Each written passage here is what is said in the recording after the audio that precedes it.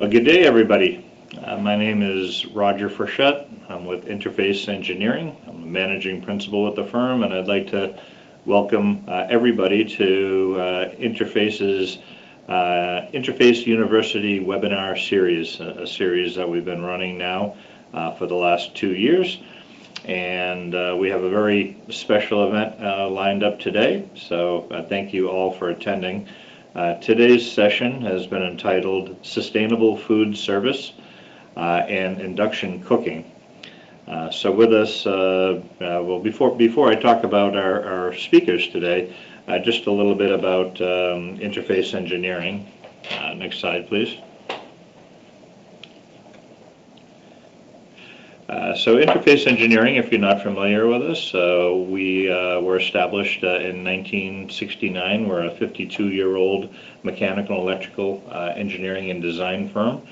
We have a very strong focus on sustainable design, high-performing buildings. We've been responsible for more than 200 LEED certified projects, more than 35 net zero energy and water projects, and we've completed more than 2,500 energy audits and energy studies. So we provide mechanical, electrical, plumbing, fire protection engineering, energy consulting, sustainability master planning, fire life safety design, building technologies, lighting design, and commissioning. Our offices are located in San Francisco, Portland, Los Angeles, Honolulu, Chicago, and I am in the Washington, D.C. office. So today's speakers today, first I'd like to introduce to you Mr. Steve Gross. Steve is an associate principal at Interface Engineering. He's a licensed professional engineer. Steve earned his bachelor's degree at the University of Tulsa and then went on to earn his master's degree from Portland State University. Steve is a senior energy analyst. He is actually the team leader of our building performance team at Interface, and he has been responsible for the energy aspect of many of our LEED, gold, platinum, and net zero energy projects. And then, and again, a very special guest we have today is Chef Christopher Galarza. Chef Chris, not only is he a chef, but he's a podcaster, he's a public speaker, he's a kitchens expert, and he is a culinary sustainability consultant. So Chef Chris earned his bachelor's degree from the International Culinary School at the Art Institute of Pittsburgh. And Chef Chris's company is called Forwarddyn Solutions, LLC, for which you'll be hearing more about. And one plug for Chris. Chef Chris is also the co-author of a book entitled Building Decarbonization Guide, which is due to be released just next month. So please keep your eye out for this great online resource coming around. So without further ado, I would like to turn it over to Chef Chris to tell us a little bit more about his organization. Take it away, Chris. Thank you, Roger. Yeah, so Forwarddyn Solutions, what we do is we help designers sustainably build kitchens of the future. And what sets us apart is that we're the only firm with real-world working knowledge of electric kitchen technologies. I myself ran an all-electric kitchen for about 6 years. I learned a lot of lessons, and we're hoping to impart those lessons on chefs, designers, on how to best build these kitchens. I'm experienced in all facets of dining, from five-star, five-diamond resorts from the Greenbrier, all the way down to small mom-and-pop restaurants, as well as working with a multidisciplinary team to achieve sustainability goals. We can go on to the next slide. All right, thanks, Chris. I'll just get us started. Just to mention to everybody, this is an AIA registered course, so if you would like to send us your AIA number, we can get you your continuing education credit for this presentation. I'm not going to read the full course description, but really what we're going to review today are best summarized by the learning objectives. So we're going to talk about why electrification is an important part of decarbonization, and why electric cooking equipment specifically is much more efficient than natural gas-based equipment. We will also talking about those byproducts of combustions and removing the combustion byproducts from the kitchen, how it improves indoor air quality and thermal comfort within the space. Then we'll talk about a range of all-electric food service strategies and their implications on building performance and carbon emissions through a case study of a project that I worked on from the design side, and Chris actually was the chef operating the kitchen that we're going to talk today about at Chatham University. So before we get started, I just want to get your minds wrapped around the idea of electrification and what life would be like if we hadn't already electrified much of the things in our everyday life. So just a quick YouTube video. This is stolen from a Nissan Leaf commercial, and hopefully it just gives you a little chuckle. Not stolen, acquired. Yeah, borrowed.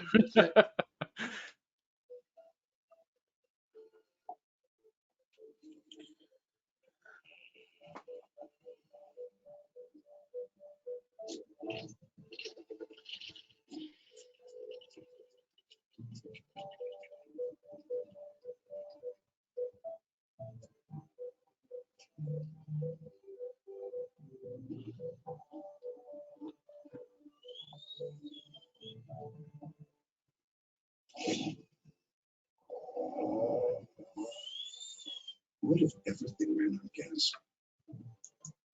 Yeah, so just a funny video, just to get your head in the right space with what we're talking about today with combustion and getting off of those sources of local combustion in our life. So it's really about real world health considerations. That's the number one implication that we're going to talk about today, with related to using fossil fuels in your everyday life, in particular in your kitchen, because fossil fuels, when you burn them, they emit carbon monoxide, amongst other things, other byproducts of combustion that are actually very harmful to our health. So that's anytime you're burning a fossil fuel, whether it's wood or gas or propane, any of those kind of devices are going to release those byproducts into our environment. And so the federal standard, where they limit the indoor concentrations to 9 parts per million of carbon monoxide. But what the research shows that is when you're cooking indoors with natural gas equipment, particularly in your home kitchens, indoor concentrations can really get way beyond that federal standard, up to 200 parts per million when you're cooking. And they can lead to serious health complications. So just a little plug to say, I live in a really old home, and I don't have a direct exhaust vent hood over my range. And so after reading a lot about these issues, I'm always keeping my door or window open near the stove when I'm cooking. So I'd recommend everyone does that if you don't have the benefit of an electric range in your own home. So the symptoms are very serious, and the complications are long-term and are permanent, which especially as our population ages, circulatory and respiratory issues become a leading cause of mortality, and that is research is showing is directly related to your long-term exposure to carbon monoxide. So it's really important to think about these issues of what we're being exposed to in our day-to-day lives and how that may impact our long-term health. So switching gears to talk about decarbonization and electrification and why they go hand in hand. Why should we electrify, and why is this such an important movement in today's sustainability in the built environment, sustainability movement in today's built environment? And that's really because our grid is getting cleaner and cleaner every day and every year. And so what this map is showing you is the vast majority of states in the United States have set targets for implementing renewable energy on their grid. And so many of the states are even targeting 100% renewable over the next several years. And so that means that if you're installing equipment today that is natural gas, it's going to be emitting the same amount of carbon over the life of that building. But if you're installing electric equipment, every day that building's carbon footprint is going to be getting smaller and smaller as the grid becomes cleaner and cleaner. And so an example from California, where my practice is generally based, but like Roger said, we have projects and offices all over the country and all over the world. But I took an example from California because it's very it's stark to see the data here, where from 2007 to 2009, we've increased our renewable fraction on our grid from 25% all the way up to almost 50%, so doubling it over that time period. And so the graph on the right hand is showing you the equivalent grid emissions from electricity versus natural gas. So for every unit of energy consumed or burned of natural gas, you're getting about 450 pounds of CO2 that's emitted, versus the electrical grid is constantly changing over time as we're deploying new renewables and consumption changes. But back in 2016, our grid in California actually became cleaner than natural gas per unit of energy, and has gotten significantly cleaner since 2016. And so if you look at this information, this data, grid emissions across the United States, you see the same pattern, although maybe not quite as stark. Every state, on average, has been reducing their carbon emissions from their grid. And the US on average, 2016 to 2018, we reduced 5%. And then only 1 year later, from 18 to 19, we reduced the grid emissions by another 6.7%. And so what you can see here, this is a rather busy chart, but you can review this in reference material after the fact to look at your own state, or where you grew up. But you'll see gradually stepping down in most cases from 2016 to 18 to 2019. Most states are reducing, and the national average is also reducing. And so on this graph, we're showing the reference natural gas line in red going across. In blue is the 2019 average, and you can kind of see where the individual states line up with that. And what you see is the states that are deploying a lot of renewable energy, where there's a lot of nuclear or hydropower, or a lot of solar availability or wind, we're dramatically below the natural gas line. And then there's states that are focusing on coal still, or natural gas or coal-fired sort of power delivery, are on the dirtier side, are emitting more carbon. So, but on average, like I said, everything's coming down, and that's the key to this electrification movement. Okay, so I'm going to switch gears and talk about a case study project I mentioned in the beginning. Is the Chatham University Eden Hall campus, which was designed and built as an all electric, all renewable, all net zero energy building campus. So every single building on campus will be net zero energy. And this project, just to mention, to plug our partners, was Methune Partners. They were the architects involved in this.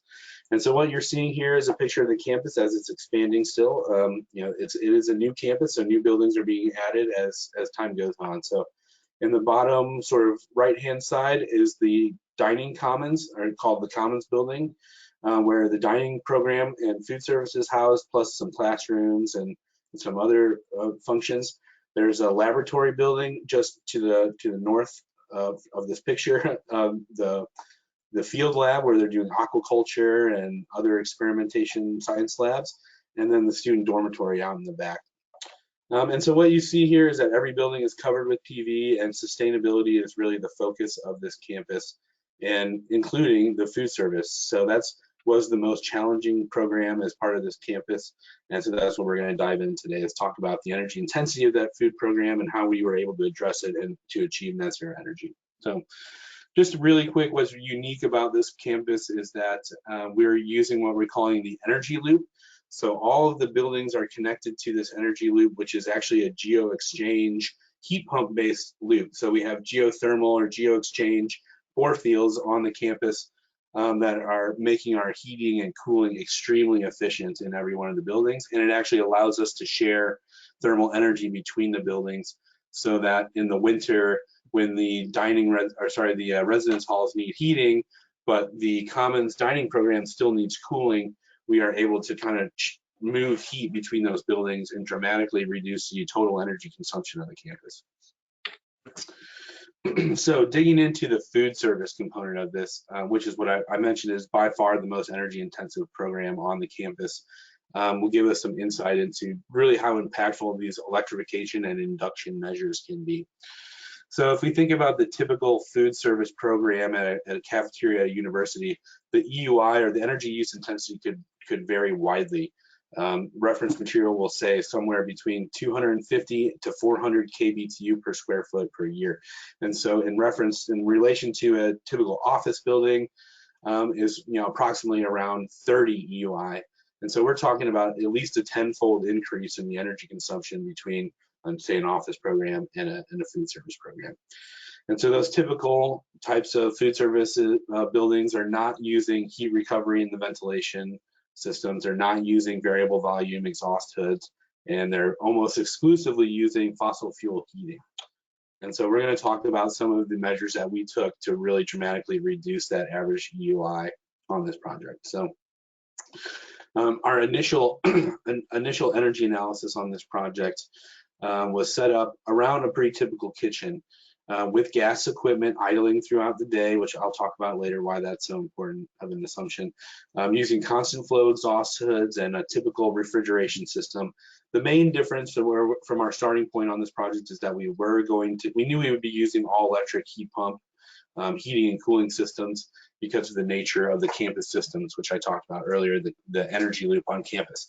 So just by implementing that all electric heating and cooling technology, we've already reduced our UI from 325 down to 233 at our initial sort of schematic design level investigation of this project. So when we got, much more detailed understanding of the building and the loads that would be there, as well as refining our assumptions about the systems, you can see we've notched down our UI quite a bit more, down to 162.1.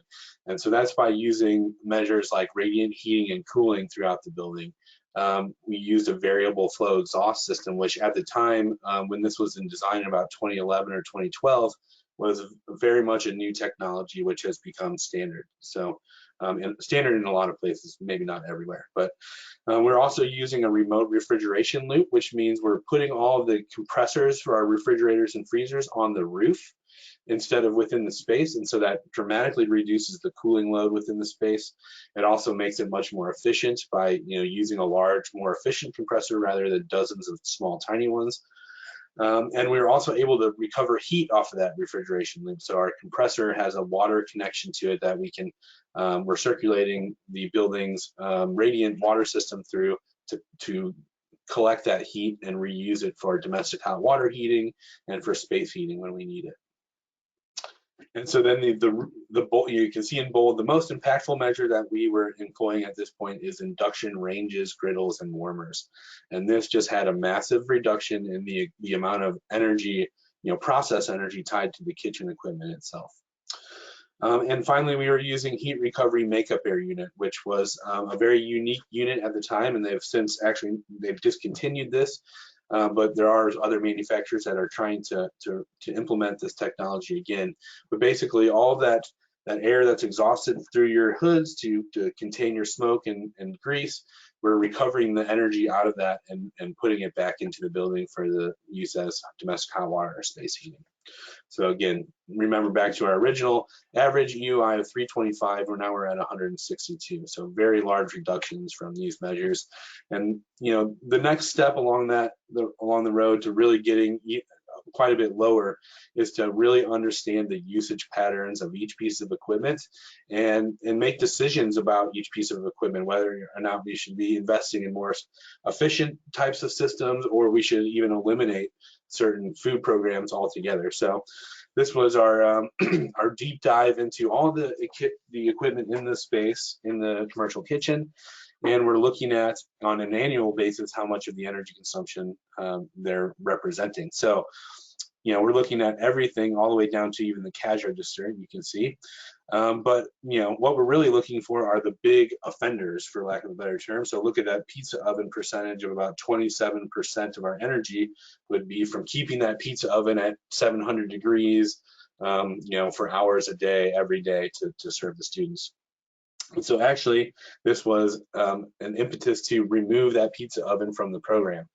And so we don't have dedicated equipment that's sits idling all day for many hours a day at extremely high temperatures. So Chef Chris will talk about this in a bit, but he does have the ability to make pizza at this campus. It's just using a more efficient technology and more flexible technology that you can use it for other things as well. So some other things that we looked at as part of, not just the equipment itself, but it's looking at the building program or the menu program of how food is going to be served and what type of food.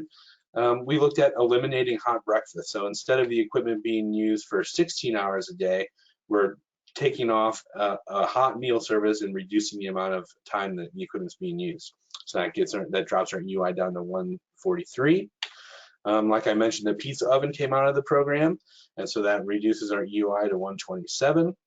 And then we looked at this, what we're calling extreme reduction of equipment, and that's really focusing on, reducing idling of equipment, only using it for 8 hours a day for very specific, menu-driven items. And so this gets our UI down to 106, and this is dramatically below, 60, 65% below the typical food service program at a university. So I will say, this project was very aggressive. We were living on the edge, as we say, trying new things, and we didn't get every one of the radical measures that we investigated here. So we do have hot breakfast at Chatham, and some of the other items that we looked at weren't quite practical for the campus. So ultimately, we ended up with a predicted UI of 121 before we apply our renewable energy systems. And so we call this a net zero energy ready design because we can, with the PV that's on all of the roofs and is planned to go over the north parking lot, the project will achieve net zero energy.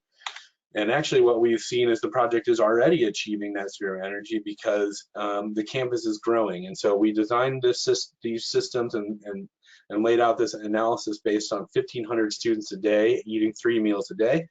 But we've only seen several hundred students enter this program at this point when we were doing the measurement and verification. And so we actually saw the Commons building operating at UI of 52 versus our predicted 122. And like I said, we expect this to go up as the occupancy of the campus increases. But it's a testament to the analysis process that we're performing this well. Okay, so I'm going to switch over. Well, we're going to start talking about life in a professional kitchen, and I'm going to hand it over to Chris in just a second. But I just want to mention a few things that harkens back to the analysis that we did. And that is idling gas equipment is business as usual. So this is a quick video I took at Stanford University when we were looking at investigating their switch to all electric kitchens, and we just happened to walk through their food service area while after the service was done. But you can see this griddle is at full fire, all the burners turned on, but there's no food being cooked, and actually they're cleaning up for the day. And so this is very much the typical way a kitchen is operated with gas equipment for several reasons, but it's also just sort of tradition and the way things are done. Everything gets turned on in the morning and gets left on, so it's ready to cook. There's no delay between the time when you can start cooking or when you're ready to cook and when you can start cooking. And so this just has a huge impact by getting rid of that idling of equipment. This is where you have a huge impact on the energy consumption just by not allowing that equipment to idle all day. So with that, I'm going to hand it over to Chris to talk about the differences between gas and electric kitchens. Well, thank you, Steve. Yeah, so touch on that last slide. Yeah, it's absolutely cost of doing business, right? So we keep everything on at any given time because we need to make sure things are hot.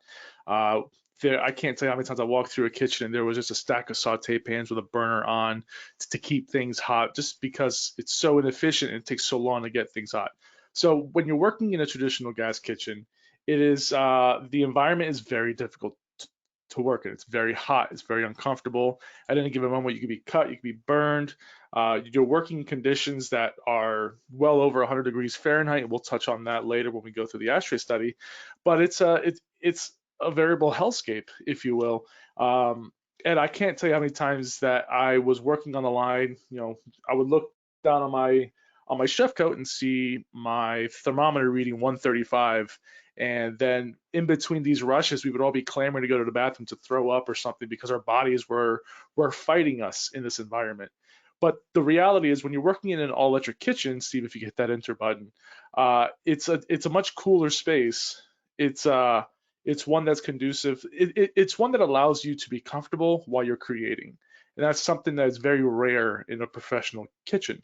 It's one that you don't have to worry about grabbing a handle and burning yourself. You don't have to worry about accidentally slipping and then just, possibly taking yourself out because your hand touched that burner.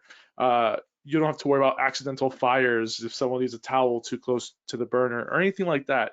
It's a much more relaxed environment, and because of that, it's much more efficient. People get along. At times, it's actually too efficient, where I've had my staff actually show up to work and work all day in their winter coats, because here in Pittsburgh it gets rather cold. But that's the difference. It's quite a stark difference. And so last little bit from me about efficiency is, the reason that the spaces are so much more dramatically cooler in electric based kitchens is really down to this slide I've got up on the screen right now. It's about efficiency. So gas appliances in almost every instance are much less efficient than electric appliances. And that's because you're burning a fossil fuel with byproducts of combustion, and those byproducts need to leave the space. So when if you put a pot of cold water on a stove, you turn the gas on and the flame comes up around it. If you were to put your hand immediately over top of that pot, you would feel heat coming off of it, and that is heat that is essentially being wasted. It's not going into the water, therefore it's going into the air, and eventually into your lungs if you're breathing those byproducts, if you're standing right there by it. And so with electric appliances, nearly all the electricity that goes into the appliance ends up in the food. And so you can see with a range example between gas, a peak efficiency may be coming up to 50% versus peak efficiency of electric range gets close to 90% or even above, actually, with induction equipment. And so that's really, why these spaces are overheating, is because you're releasing all this additional heat into the space that isn't going into your food. So. Right. Yeah. No. If you've ever cooked at home and your house gets hot, that's that wasted efficiency we're talking about. But let's go into an electric kitchen. So at the campus, we had all sorts of equipment, from food warming surfaces to induction ranges, flat tops, fryers, ovens. All this is just to show that all the equipment that we're talking about with gas can easily be swapped out with induction, so long as you have the ability to run that kind of power. The reality is that there is no food you can't cook on induction, or that there's no food that you can't cook on gas that you can't cook on induction. That those myths are not true. We've heard a lot of that stuff, and we'll talk more about that later. But Steve, let's go over to the next slide. So let's focus on inductions, because that is the star of the show. What is induction? So I'll tell you. Well, so what induction is it's not flame, it's not coils, it's not the radiant. I call coils 2.0, and it's not induction. I mean, sorry, but I'm sorry, I'm all confused. Steve, can you go ahead and you hit those buttons, please? So those things, although they are electric, they are more efficient than gas. They have to convert that electrical energy into heat energy. With induction, it doesn't do that. It's essentially power to the wheels. It's a safer, quicker way of cooking. It's a way of using electromagnetic currents to heat the cooking vessel. And as you see from those photos, the ice isn't melting, but the water is boiling, because the only thing getting hot is the metal itself. And it's a quick and easy way to save money, as well as meet your sustainability goals.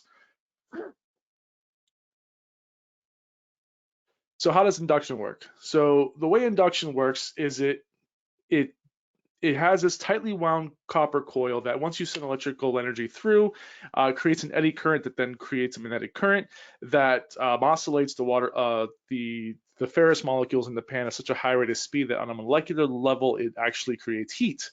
It sounds like a lot to understand, but the quickest and easiest way to understand that is, take the example of a microwave. So a microwave sends these tiny microwaves into your food, and it excites that water molecule. It makes it bounce back and forth. It's just bouncing all over the place at such a high rate of speed that it heats the food from the inside out.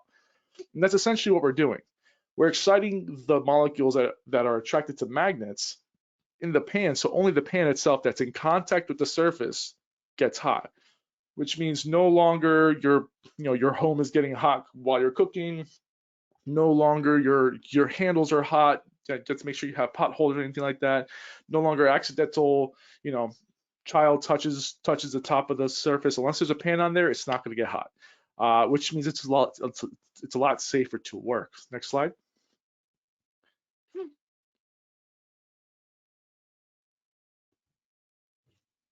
Steve, next slide. There you go. So what are the cons, the pros and cons of induction cooking? So first and foremost, the cons are the initial cost. People are afraid of that initial cost, which really isn't that much. If you look at a 6-burner induction range from South Bend with a built-in oven, you're looking at about $38,000. When you're looking at a 6-burner gas range, you're looking at about $32,000. So the cost isn't that great. And then there's also, tax incentives, but there's also compatible cookware costs. So a lot of restaurateurs, they'll buy cheap aluminum pans, those that even on a gas range doesn't hold up.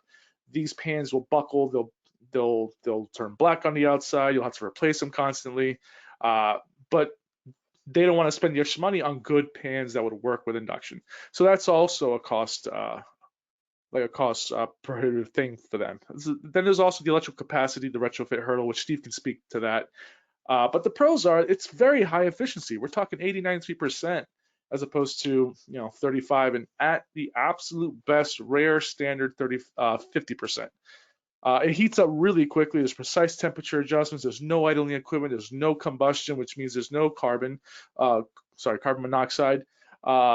There's a dramatic improvement of thermal comfort, which we'll talk about later. And again, it'll extend the life of your pots and pans. There's no warping. There's no carbon built up. It's a lot quicker and easier to clean. It's a lot easier to clean your whole space. So the pros just keep going on and on. So it's really outweighing the cons at this point. So let's go to the next slide, please. So what sort of equipment are out there? What sort of solutions are out there? Well, there are electric combi ovens. There are electric griddles, fryers, broilers, steamers, tilt skillets, all of which are indistinguishable from their gas counterparts.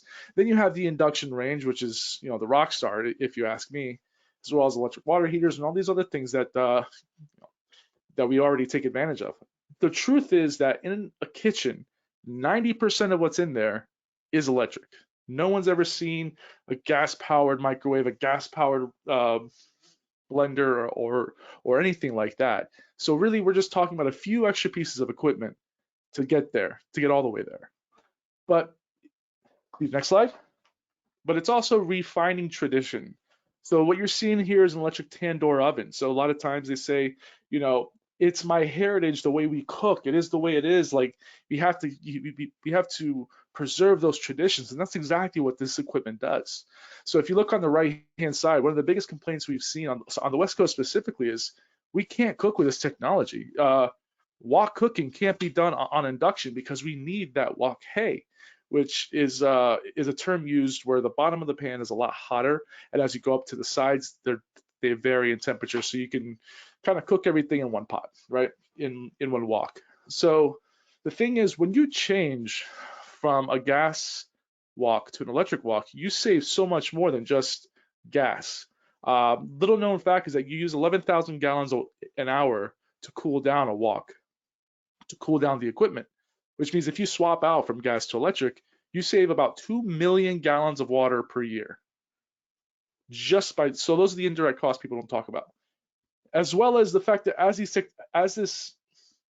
this trend, these technologies become proliferated throughout, it's going to preserve these cooking styles, these cooking techniques that are going to continue to go on. You don't need fire to cook. All we're talking about is how we're going to get that piece of metal hot, and there's a better way to do it. Next slide. So what is the difference between gas and electric? So let's focus on gas for a second. Steve, you hit that button. So gas, and this is to give the most honest, best chance of it doing well. So 50% efficient, right? Which again is very hard to find, which means that you can cook 38.6 pounds of food per hour. And then there's going to be, time and elbow grease needed to clean it, because you got to take everything apart, burn those burners, scrub with degreasers, make sure everything's put back together, take out that grease tray, take the foil off, scrub that thing down, dry it out, put new foil, put everything back together. And more importantly, light those pilot lights. If someone doesn't like those pilot lights, the next guy coming in is going to have to air the whole place out. And it can also cause burns and fires. But when you go to induction, you're looking at 90% efficient, which means you can cook 70.9 pounds of food per hour. That's nearly double the throughput. That's nearly double the amount of food you can cook on gas. It's easier to clean. All you need is hot soapy water, and you move on. So now you're lowering the amount of time needed to have your staff clean, which means they can devote more time to production, which nowadays with the with the staffing shortage that we're seeing, it's important that we maximize the work that each individual employee can do. And when you reduce that cleaning time and you increase production and you increase the speed in which that they can cook, that's really going to help a restaurant out. And it's also a lot safer to use. Longer the days where you are going to be worried about burning things, right? Towels aren't going to be burning when you're working with induction. Next slide. Favorite section here, myth busting. Let's go on to the next guy, right? So this is my guy. This is my chef who very much is against the idea. He really wants to work with gas. Really wants to work with, hot areas. It's what he loves, and he's very angry that we're trying to take it from him. So some of the excuses that he comes up with is that induction cooking speed is exaggerated. There's no way it can be as fast. Which, as we just talked about, it's true. We can cook nearly double the amount of food. Also, sauteing isn't possible on induction because once you remove that pan from the cooktop, it's no longer in contact. How could it possibly retain heat? Which is the same, but like when you remove the pan from the flame, isn't it the same thing? So that doesn't hold water. Another myth is that chef or home cooks can't preheat their pans before they saute properly. So, like I talked earlier, these pans would be stacked and you would have a burner on. And it was to keep the pans hot so they can just keep moving on and keep cooking fast. And yeah, that's true. We can't preheat our pans on induction because there's really no need. If you did that, you would actually end up doing damage to the unit. But when you turn that induction unit on, it's hot immediately. You're able to saute immediately. So there's really no need to do that. Also, cooking with gas gives you more control. The idea is that you see those flames and you have this idea of how to cook. The fact is, it doesn't give you more control. It gives you the illusion of control because you see the flames. But true control is being able to cook to the degree that you want, to heat and cool down quickly and rapidly, and that precision that gas can't give you is what induction can give you. Also, induction cooking technology does not accommodate wok cooking, and we just talked about that. That's simply not true. So what else is left? Glass surfaces on induction equipment will crack or warp because it can't withstand the big brawny chefs in the professional kitchen setting. The fact is that is not true. And if we go to the next slide, we'll dive deeper on that one because I'm a big fan of that. So first of all, this is not just typical glass. This is tempered ceramic glass, which is very strong. It will not warp. And in fact, there's a difference. So regular glass will shatter, warp, no problem. Tempered glass can withstand temperatures of 600 degrees Fahrenheit, very strong. Still, I wouldn't use that for induction. Tempered ceramic glass, though, can far exceed 1400 degrees Fahrenheit, which I don't know a single oven that we use in the kitchen that can get anywhere near that. So it's very strong. And to prove it, that's an actual picture of my induction range that we had that was at the time 5 years old. Barely a scratch on it, and you can still see how clean those walls are. So that doesn't hold water either. But one of my favorite myths that I got was that induction is dangerous for pacemakers and metal implants. Well, first, this chef said, listen, I have a guy, he has a pacemaker, he's got metal implants, I'm afraid to have him around induction. This is why I can't do it, for the safety of my staff. The truth is that metal implants aren't very, they use surgical stainless steel, which is not magnetic, so you're fine. And the electromagnetic field is actually very low. We're talking 2 to 3 inches for the majority of the waves coming off. So I would say don't lay down on the equipment. Gas or electric, not a good idea. It's very important that you practice safety standards.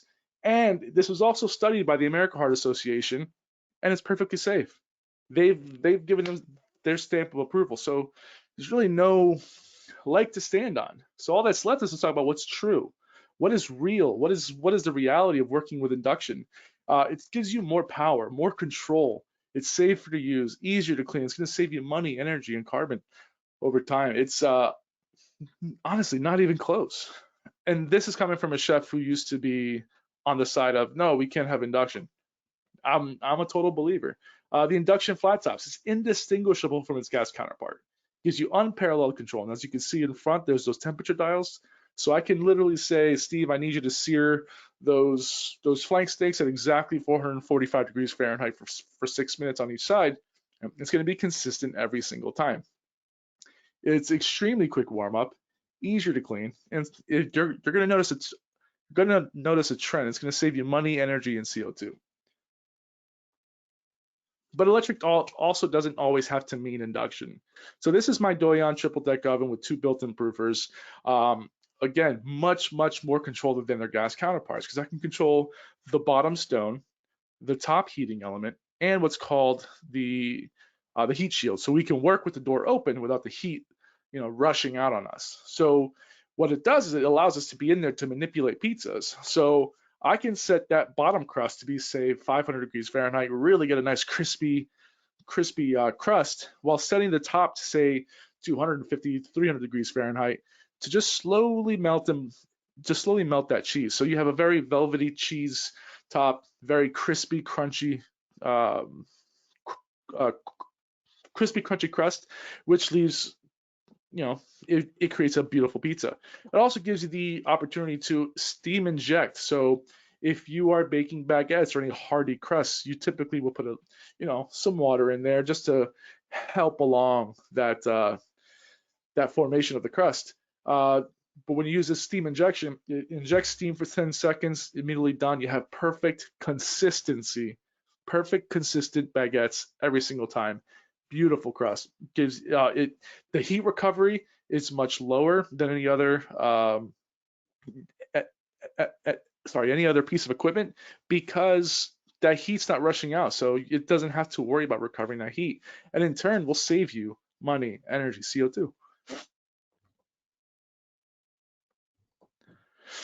So induction warmers, again, unparalleled control. That particular piece of equipment goes anywhere from 130 to 210 degrees Fahrenheit, making sure that you can control exactly the temperature in which you want to keep your food. It's a very sleek design, very good for guest-facing interactions. There's no steam table, so don't worry about having to, like, when someone's taking the pans out, the steam burning them or anything like that. Easy to clean, just simple, hot soapy water, and you're good to go. And in turn, again, saves you.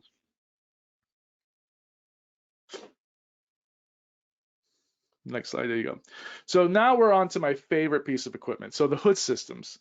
This particular hood system has a variable airflow control, remote monitoring, adjusting, heat recovery. It works with our geothermal systems. I'll talk about that in a little bit. And this saves you so much money. Let's go into it, Steve. So the way the hood systems work is that they use these sensors that scan the cooktops. So when it notices that something is getting hot, it ramps up. So it stays dormant until you need it. It ramps up, will suck everything off, and then just ramp back down again. And it works with the geothermal system that we had on campus, which means that as it sucked up the heat, the steam, and that grease, it, instead of expelling it out into the atmosphere, it actually kept it and used it to warm the building using the geothermal system.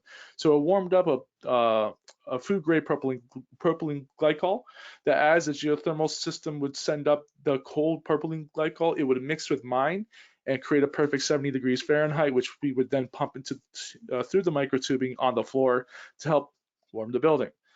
So there was never any air conditioning or anything like that. We just moved the air around, and my kitchen would help with that. So even our cooking steam was being saved, which is incredible. You go on to the next slide, Steve. You could also track the efficiency in real time. That particular day, we were running a 94% efficiency, so we're only using 6% of the energy that we would need to run that system, as opposed to a traditional system, which would be on 100% of the time. It could also identify errors, and you're able to track the usage of each individual hood to see what the temperature is, the internal ductwork, how much air is pushing, things like that. So it gives you a lot more data than you can ever hope to have. And this is what the data brought us. So that gray bar that you're seeing is what a traditional constant volume exhaust would be pumping out if it was going full blast the whole time. And the traditional kitchen, in my kitchen, was nowhere near that. So the savings was incredible. And to put a number on that, the system itself cost $300,000.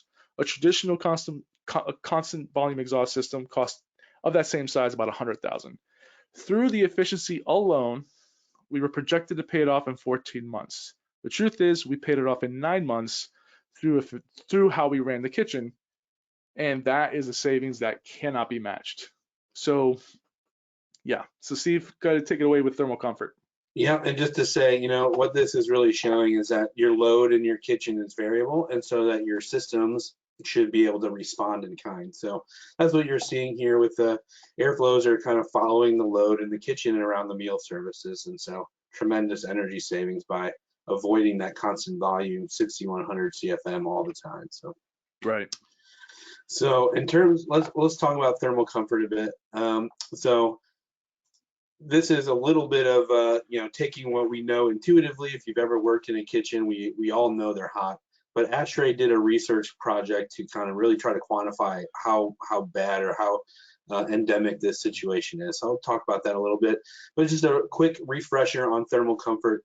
You know, most people think of thermal comfort in terms of air temperature, but really it's a lot more than that. There's more detail into the equation of what will allow you to be comfortable and what won't.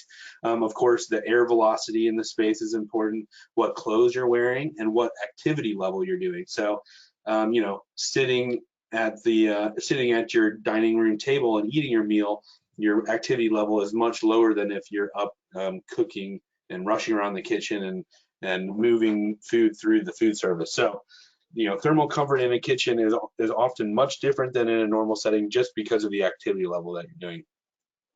But then on the more traditional metrics like air temperature, of course, is important.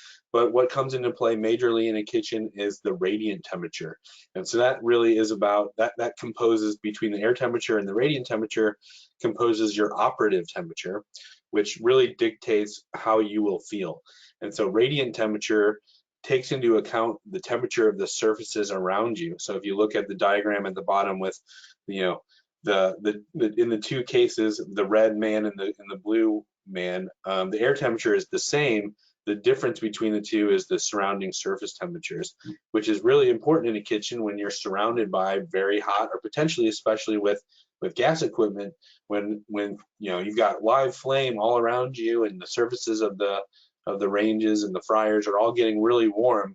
You know, your air temperature, you know, just having your air temperature at 73 or 4 degrees isn't enough to ensure thermal comfort in the kitchens. So here's the ASHRAE research project. Basically, they studied over 100 kitchens in the United States for a 1 week test, both a 1 week in the summer and 1 week in the winter, and they tested all climate zones in the United States. And so what we saw, and they're also looking actually in the cook area, the actual cooking area, the prep area, and the dishwashing area. And what you're seeing is a bunch of data points plotted on a psychrometric chart. And so the blue box or rectangle in the middle of the chart is what is considered the comfort range, when most people would find themselves comfortable. And what you see is a whole bunch of data points way outside of that. And so you're seeing temperatures regularly in the 90s, well into the mid to high 80s and 90s, and even into the 100-degree temperature ranges. And so, you know, this is a box and whisker chart summarizing all that data and what it's showing. I could tell you from an engineer's perspective what this says, but I think we should just ask Chris, and he can tell you what this says. Yeah, what it says is that kitchens are hot. It's very uncomfortable, very humid as well.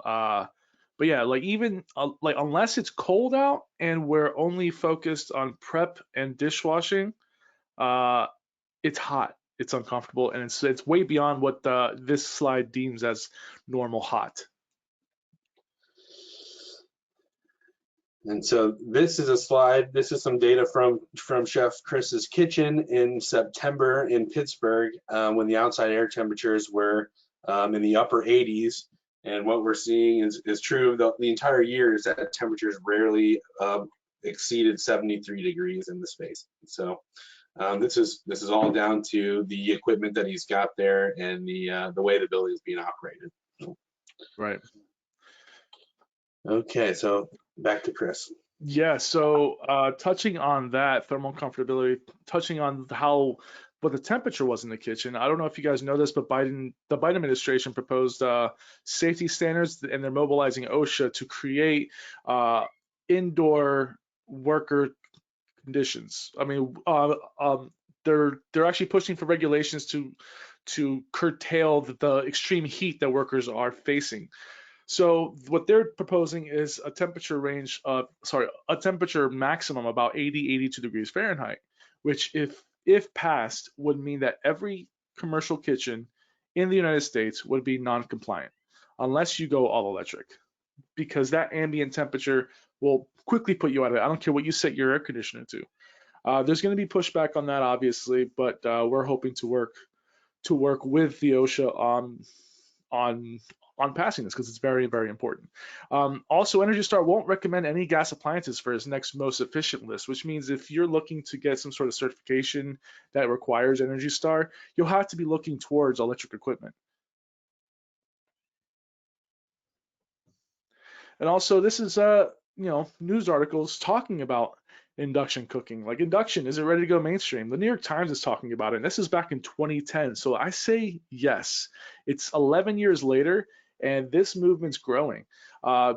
Here's another article that talks about mastering Asian cuisine with induction wok cookers, and that's even before they had the concave wok cookers. They have one plug-in version, but not a massive one there. So, and like I said, there's so many chefs in the Asian community that have taken this on, not just in America, I'm talking about overseas. Like America, we're about 30 years behind this conversation on electrification.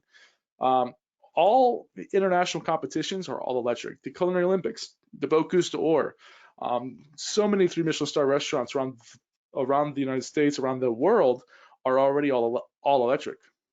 So what is the hangup? And the hangup is to kind of tackle these misconceptions, tackle these this lack of education, and just show chefs, show people that this is true. We can do this. It's nothing new. So thank you for listening to us, and I look forward to your questions. All right, thank you, Chris, and thanks for everyone for attending. That's the end of our content today. So I'm going to read through some of the questions that we've received, and if you have any more, please type them into the questions bar, and we'll try to get them answered while we have a few more minutes here left in our hour. So our first question is geo-exchange using propylene glycol for the medium, or is it direct exchange via refrigerant? So yes, it is using the loop, the geo exchange, or the energy loop throughout the canvases, using propylene glycol mixture in the water. So I think it's 20% in some part of the loop and 30% in other parts of the loop. We've got a question that I can't actually answer today, but it is a good one, and I will try to get some metrics into this presentation for the next one. But the question is, for a quick service and a full service restaurant in a mixed use building, what's a good range of base building electrical capacity in watts per square foot? So I'm not an electrical engineer, nor is Chris, so I don't have an answer for you off the top of my head. But I think what you're getting at is that electric retrofit hurdle, which Chris mentioned as a con about induction or electric kitchens in general, is that, the infrastructure around most existing kitchens was set up around gas. And so it can be challenging in existing buildings where you may not have enough electrical capacity to retrofit to electric. And it may require some additional cost in retrofitting that system. So it is a concern, but I'm sorry I don't have an answer for you on that one. We'll try to get some info and put it into the presentation. So, okay, how do you produce the same char on electric and / induction as you can with gas? I think that's a question for you, Chris. Yeah, so char is just the caramelization of proteins, right? So we're talking about the Maillard reaction here and all that. So you need a hot surface to do that. So if you're talking about charring peppers, cast iron pan, get it ripping hot. You can char peppers, no problem. If you're looking to sear meat, you could absolutely get that char because all you're doing is getting a hot metal to caramelize the surface proteins of the meat, therefore creating seared meat. So there's really no difference. There's not food that you can't do on induction. I haven't found one. Okay, so another question about amperage and induction ranges. Again, I can't answer that, also because there are different voltages for commercial kitchens versus in residential, and even in commercial there's different voltages, so the amperage will change, but around a kilowatt is what we're seeing on a lot of the 6-burner induction ranges. If that helps you. Another more of a comment, it looks like, from William Leroy, who says, we have remodeled our kitchen and now have an induction range, and he loves it. So congratulations Awesome. on being able to do that. Okay, we've got a question here. Have there been any issues with the hood heat recovery system? We often hear pushback around this ECM. So it's an interesting story at the Chatham project where Halton hoods, and the makeup air unit is also a Halton unit, and that is what has the heat recovery coil in it, and it's specially designed to be able to be cleaned easily and actually not have to be cleaned very often due to grease. So there's like some grease traps involved, and so in your time at Chatham, Chris, I don't think there had been any issues with that system at all. Yeah, I will say that the initial startup was the only issue we encountered, and that was because whoever set it up where it wouldn't kick on until the internal ductwork was reached 95 degrees Fahrenheit, which, as you saw, the kitchen never hit that, so how would a ductwork hit that? So a quick call to Kentucky at Halton, they were able to just quickly input the temperatures. I think they put it down to 68 or 70, and then it immediately kicked on. So after that, we had no issues. So I don't know what issues you're talking about, but as far as my own experiences, it ran like a dream. I was able to check on it daily just to see how the numbers were going, because I was just a nerd for those things. And I found that it worked rather well and that there was no real issues. So I would say push it, go full steam ahead. Yeah, and I forgot to mention, so the reason it's sort of an interesting story at Chatham is because after we installed this Halton unit at Chatham, they actually discontinued it. And we never really heard why they discontinued it. But I do know there's other manufacturers that have similar types of heat recovery systems in their hoods, but not as effective as the version that Halton was producing. So we're hoping they bring that back in the near future, because I think the demand, especially in cold or hot climates like Pittsburgh, or in that case, cold and hot climates, it's extremely effective and reduces energy consumption immensely by being able to do it. So right. Okay, the final question we have here is electric infrared part of the options? And so I'll just say one thing and then Chris can kind of take over, but it is an electric solution, but is nowhere near as effective as induction. So I don't know, Chris, if you want to expand on that a little bit. Yeah, I would say electric infrared, I would assume you're talking about those ovens. I would say that definitely could be an option, no doubt about it. But let me also say that induction technology is, in my opinion, the gold standard. And when it comes to this is honestly a hurdle, because there are things out there that are far beyond what we're talking about now. Right now we're essentially having the argument is how we're going to get a piece of metal hot. Really, that's the argument. But there are things out there like radio wave technology where we can literally pinpoint where the heat is sent. So I can cook a piece of fish that's completely encased in ice, and it would cook all the way through without melting that ice. So there are things out there that are far beyond what we're even thinking about right now, but we're still stuck on a 30-year-old question, which is how are we going to get this piece of metal hot? Electric infrared, I think, is a great piece of technology when you're talking about the turbo chefs of the world and things like that, where they're using a mixture of infrared, microwave, all those things to cook really, really fast. But when it comes to traditional gas cooking, I say swap it for induction, 100%. All right, so final question. This may be one we need to add to our myth busting, or to some more content here. So the question is, do you know of an electric system to smoke flavor a brisket? 100%. Cook Shack makes an incredible smoker that's electric. I use it. I used it for years. Actually, before I even got into this, when I was coming up at Monterey Bay here in Pittsburgh, that was the only smoker we ever used because it was so high up we couldn't really get a gas or anything like that. Essentially, just put the piece of wood or the wood chips in a reservoir. The heating element will heat up the reservoir, and then it would smoke everything. You can control it to the degree that you want to smoke it. It would even go so far as to save the entire cooking process on a flash drive for you, so you can go back and monitor how things were cooked, at what temperature things hit, and really be able to fine tune your smoke. So I would say, yeah, electric smoker far beyond the capabilities of a traditional fire gas smoke. Great. And there was one last question that came in. I'll just quickly to answer, but it is 10 o'clock or 1 o'clock on the East Coast, so we're going to adjourn. But the question again was about, is there any concern around the electromagnetic field and the impact on health?